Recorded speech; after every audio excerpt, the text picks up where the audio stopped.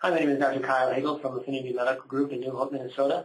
In this video, I'm going to talk a little bit about different injuries that can happen in car accidents.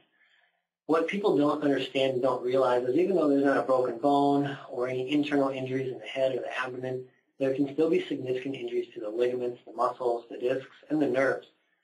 Cars weigh a lot. I know it sounds funny, but our bodies are soft and cars are very heavy. And even when they're moving at slower speeds of 5 and 10 miles an hour, there's a lot of force that goes into our bodies. And, obviously at 50 miles an hour there's more force, so our bodies have a greater chance of injury. Things like the seatbelt and the airbag are great because they save lives. But once serious injury or even death has been prevented, a lot of people don't realize there's other injuries to things like the shoulders, the neck, the wrists, those sorts of things. One very common thing that I correlate in auto accidents is typically if a patient is hit on the right side, they typically have more damage to the right side of their spine, maybe the shoulder. They have more pain. They have more muscle spasms. They have more swelling. We can actually correlate these things when we do our examination.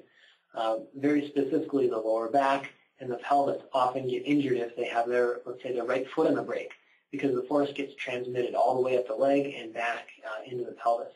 So a lot of people don't realize very specifically the way that car accidents can injure them. If somebody is hit on their driver's side door, like in a T-bone situation, typically there's a lot of injury potential to the right shoulder, the right hip, and those sorts of things.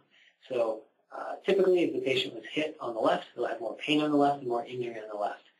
And those injuries should be properly evaluated and properly treated by somebody who's familiar with physical medicine, who's familiar with treating disc problems and muscle problems.